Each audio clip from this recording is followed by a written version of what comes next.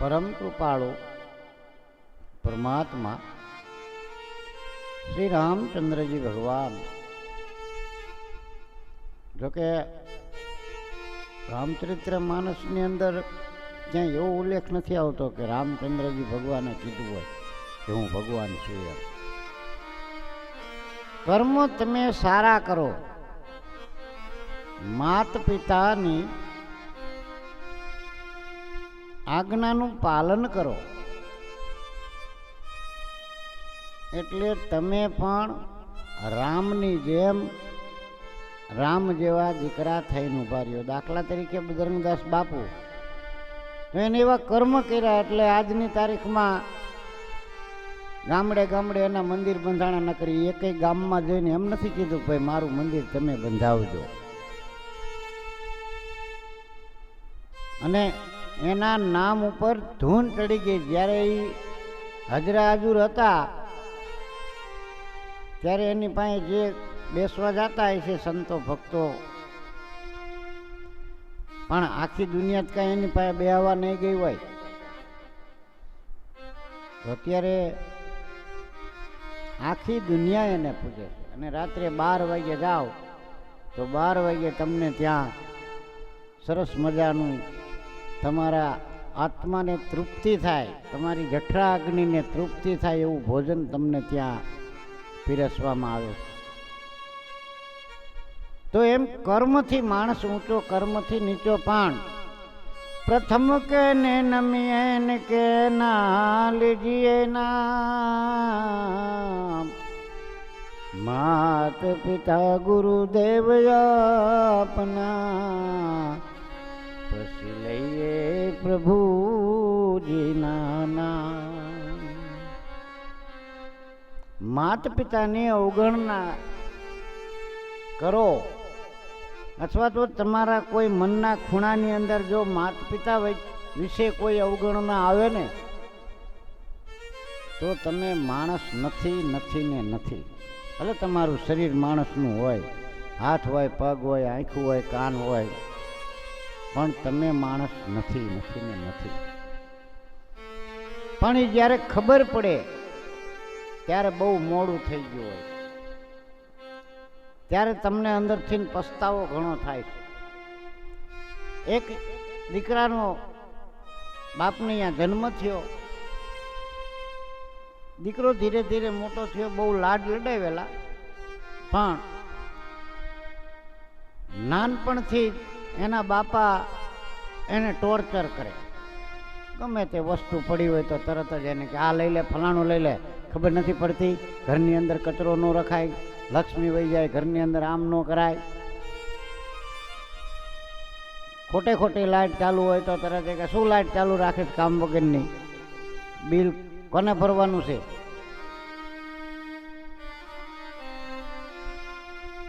બહુ ટોર્ચર કરે, અતિશય ટોર્ચર થવા માંડ્યો ને એટલે દીકરાના અંદર મનના ખૂણાની અંદર એવું થયું કે આ બાપા ભેગું રહેવાય જ નહીં, આ તો મને નકરા મારું કોઈ માન જ નથી, આ તો બધું મારું અપમાન જ કરી રાખે છે.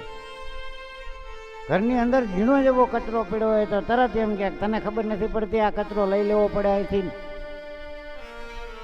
આ એકનું ઘર થયું, તમારે પણ આ બધું ધ્યાન રાખવું પડે. હવે અમે કેટલા વર્ષ આવું બધું દીકરાને કીધે જ રાખે. બહુ દીકરો જે કે પછી કરે, પણ મનની અંદર આને એવી ગાંઠ પડી ગઈ કે આ બાપા ભેગું આપણે રહેવું નથી, આ મારા બાપા આમ છે, મારા બાપા તેમ છે. એમ કરતા કરતા આ દીકરો 22 વર્ષનો થયો. 22 વર્ષનો થયો, પોતે કોલેજની અંદર ભણવા ગયો. કોલેજની અંદર પછી આનો ઓલી ઘરની ટેવ પડી ગયેલી ને, ગમે ત્યાં કચરો દેખે એટલે તરત લઈને કચરા પેટીમાં નાખી દે, કારણ કે મગજની અંદર બાપાએ ભરી દીધેલું બધું. ભલે બાપા પ્રત્યે એને મનની અંદર ઓલી જ થાય, પણ છતાં બહાર નીકળે એટલે કચરો ન રહેવા દે, જ્યાં ત્યાં પાણી ન ઢોળે, ખોટી લાઇટ ચાલુ હોય તો તરત બંધ કરી દે. કારણ કે એને ટેવ કહેવાય. આ ટેવ છે એમ. અને જેવી તમે નાનપણની ટેવ પાડો ને એવી ટેવ મર્યા સુધી રીએ ને રીએ. એ 100%ની વાત. એટલે ટેવ હંમેશા નાનપણથી જ પાડવી પડે. નેતરની હોટી હોય નેતરની, એ જ્યાં સુધી કૂણી હોય ને ત્યાં સુધી તમારે જેમ વાળવી હોય એમ વળે. બાકી જો કઠણ થઈ ગઈ પછી વાળવી હોય તો વળે નહીં, બટકી જાય, ભાંગી જાય, તૂટી જાય. પણ તમારે જે વળાંક વાળવો જોઈએ ને એ વળાંક તો ન વળે. એટલે કુટેવ અને સારી ટેવ આ તમે નાનપણથી જ તમારામાં આવે, એ સિવાય આવે નહીં. 12 વર્ષે નથી કહેતા, 12 વર્ષે બુદ્ધિ આવી જાય તો આવી જાય, નકર પછી ગઈ તો ગઈ. આ બધી 12 વર્ષ સુધીની બધી વાતો છે. એટલે આ દીકરાને કોલેજની અંદરથી ફર્સ્ટ નંબર આવવા માંડ્યો.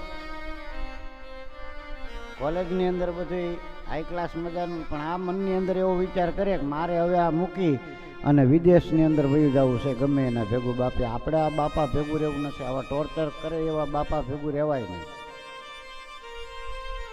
હવે આવો વિચાર કરતા કરતા પડખે એક મોટું શહેર, અને શહેરની અંદર બહુ મોટી કંપની એક આવી.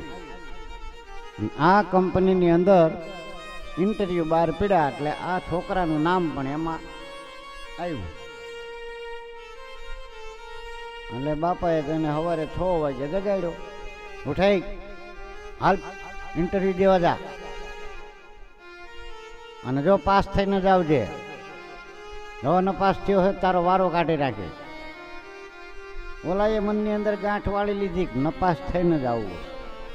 અને નપાસ થઈને આવવું ને એટલે અહીંથી સીધું ગમે અહીંયા વિદેશમાં વયું જવું છે, અથવા તો આ બાપાને મૂકીને ગમે અહીંયા બીજે વયું જવું છે. બાકી અહીંયા રહેવું નથી. પણ થવું છે તો નપાસ જ.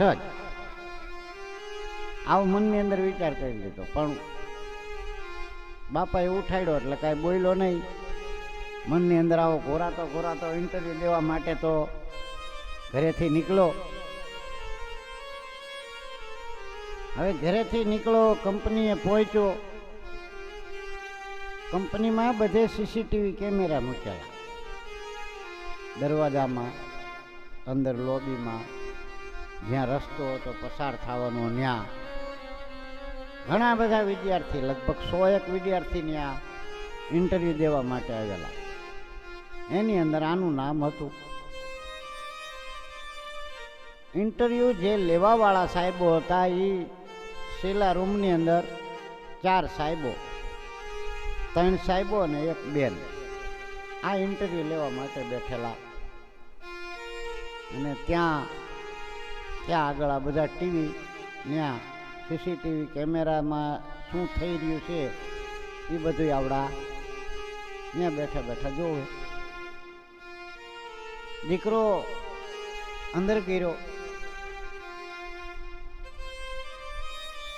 25 વિદ્યાર્થી એને હામા મેળા એટલે તરત કીધું કે લા કોઈનો વારો આવ્યો કે નહીં, પાસ કરે છે કે નહીં?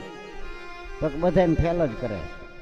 હે કે હા, બધાને ફેલ કે અમે આ 25 જણા ઇન્ટરવ્યુ દઈને આવ્યા, બધા ફેલ થયા. આને મનની અંદર હાશકારો થઈ ગયો કે આ સારું કર્યું. શું કામ? કે માણસો પાસ થવા હાટું થઈને મહેનત કરતા હોય, અને આ જે દીકરો હતો ને એ નપાસ થવા માટે અહીંયા ગયો. હવે વાંધો નહીં, બધાને નપાસ કરે છે તો હું નપાસ જ થવાનો છું. આવો મનની અંદર વિચાર કર્યો. આ મનની અંદર વિચાર કર્યો એટલે સારું કર્યું. કે પછી દીકરાનું નામ આવ્યું પેલા માલપા.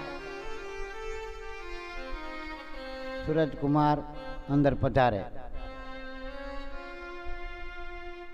એટલે સૂરજ તો જેવી પોતાની આંકડી ખોલી અને રૂમની અંદર પ્રવેશ કર્યો એટલે સામે જે 4 વ્યક્તિ બેઠી હતી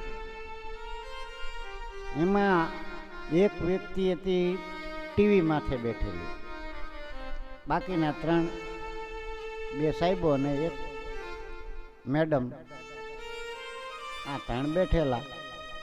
એટલે તરત જે કંપનીનો મોટામાં મોટો જે અધિકારી હતો એને તરત જ કીધું કે આવો, શું તમારું નામ છે?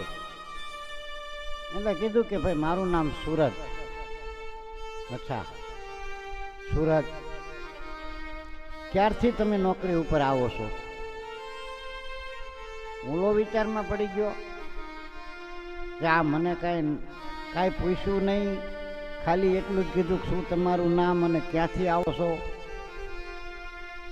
અને ડાયરેક્ટ એમ કીધું સિલેક્શન થઈ ગયું. ક્યારથી તમે નોકરી ઉપર આવો છો? આવો મનની અંદર વિચારમાં કીધું આને કેમ મને ડાયરેક્ટ નોકરી ઉપર રાખી લીધો. એટલે કીધું કે સાહેબ બીજું તો તમે મને કાંઈક પૂછો કે હું અહીં આવું, તમારી કંપનીને કેટલું નુકસાન કરી દઈશ, કેટલો ફાયદો કરીશ, હું તમને કેટલા રૂપિયા કમાઈને દઈશ, તમે મને કેટલો પગાર આપશો, કે તારે કેટલા પગારની ઈચ્છા છે. તમે કાંઈ પૂછ્યું નહીં. કંપનીની અંદર હું શું કામ કરીશ અને ડાયરેક્ટ તમે મને નોકરી રાખી લીધો, પાસ કરી લીધો. કે હા, કેમ કે તારું ઇન્ટરવ્યુ તું જ્યારે આ રૂમની અંદર આવ્યો ત્યારે નહીં, પણ જ્યારે કંપનીના મુખ્ય દરવાજાની અંદર ગયો ને ત્યારથી તારું ઇન્ટરવ્યુ ચાલુ થઈ ગયું છે. જો પેલા સાહેબ બરોબર, તારા મોર 80 વિદ્યાર્થી અહીંયા આવી ગયા, એ બધાના રેકોર્ડ અમે જોતા હતા, પણ તું જેવો અંદર ગયો એટલે તારો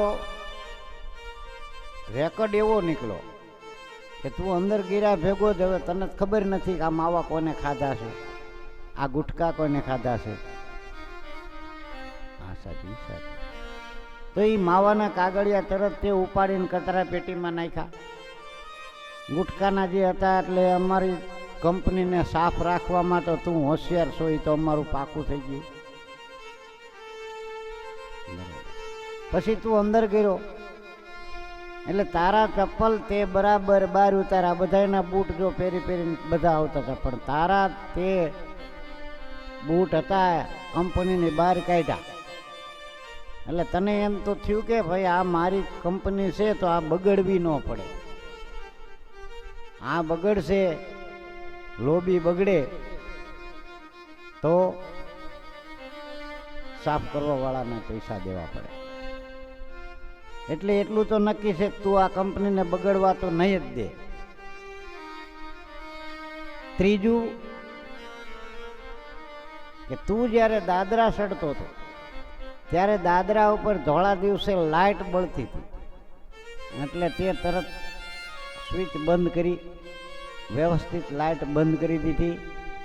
એટલે 3જા નંબરની અંદર તું ખોટું લાઇટ બિલ બળવા દઈશ નહીં. અમારી કંપનીને આ તો ફાયદો થવાનો જ છે કે ગમે ત્યાં ખોટી લાઇટો જલતી છે તો તારી નજર ત્યાં હશે. અને ચોથું, અમારી ઓફિસની અંદર જ્યારે તું ગયો ત્યારે વિનમ્રથી નમ્રતા પ્રમાણે અંદર આવી અને વ્યવસ્થિત રીતે અમને તે જવાબ દીધા. પેલા છોકરાની આંખમાંથી આંસુડા વળ્યા. શેના હિસાબે એ ખબર છે? શેના હિસાબે આંસુડા વળ્યા ગયા? શું કામ પાસ થયો એ? શું કામ કંપની વાળાએ તરત એને લઈ લીધો? કંપની વાળાએ કીધું કે આ 80 છોકરા ગયા પણ એનામાં સંસ્કાર નથી. અમારી કંપની મોટા મોટા મશીનો બનાવી શકે છે પણ સંસ્કાર બનાવી શકતા. આવા સંસ્કાર તારામાં છે, આવા સંસ્કારના હિસાબે આવા સંસ્કારી છોકરા અમારે આ કંપનીની અંદર રાખવાના છે. નહીં કે જ્યાં ત્યાં કેટલા વાગે શું કરવું એ કાંઈ ખબર નથી હોતી. બાપના પૈસે તાગડ ધીના કરવાના ખબર હોય છે. કોઈ સમયનું ભાન નથી હોતું. આવાને અમારી કંપનીની અંદર રાખીને કંઈ કામ નથી. ત્યારે એ દીકરાની આંખમાં આંસુડા. સિલેક્શન થયું એનું કારણ એ હતું કે આ સંસ્કારના હિસાબે તને રાખ્યો. ત્યારે એના એ જે દીકરાની આંખમાંથી આંવડા પીડાતા એનું કારણ એ હતું કે હું મારા બાપને એમ માનતો હતો કે મારો બાપ મને ટોર્ચર કરે છે, મારા બાપ મને આમ કહે છે, મારો બાપ મને તેમ કહે છે. પણ ખરેખર મારા બાપે મને ટ્રેનિંગ દીધી છે. આપણા ઉપર ખીજાતા હોય તો એ વિચાર કરવો કે એ આપણને ટ્રેનિંગ આપે છે.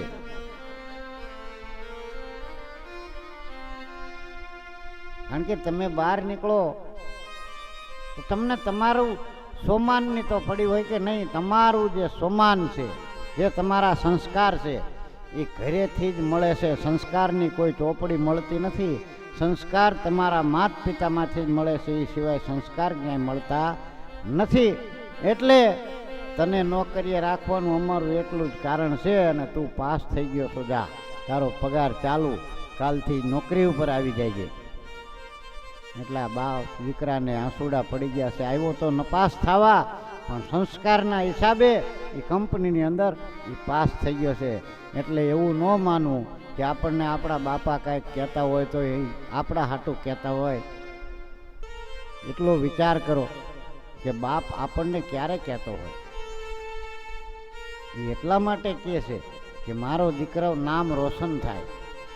મારા દીકરા અહીં 5 જણા કોઈક પૂછવા આવે કે કોનો બાબો છો. એટલે આવા સંસ્કારી જીવ હોય તો તમે ગમે ત્યાં કોઈ દી તમારે, અને સંસ્કારથી જ બધું થાય, એ સિવાય કંઈ થતું નથી. એટલે આવા સારા સંસ્કાર હતા એટલે રામચંદ્રજી ભગવાનને બધાય પૂજે છે. સારા સંસ્કાર હતા એટલે બાપા સીતારામની મઢિયું થાય છે. સારા સંસ્કારના હિસાબે લક્ષ્મણની પૂજા થાય છે. રામ લક્ષ્મણ જાનકી જય બોલો હનુમાન કી. કારણ કે નકર લક્ષ્મણે કહી શકે કે ભાઈ તને વન દીધો છે, માએ મને નથી દીધો, હું નથી જવાનો, મારે નથી આવવું. પણ સંસ્કારી માતા પિતા જેના હોય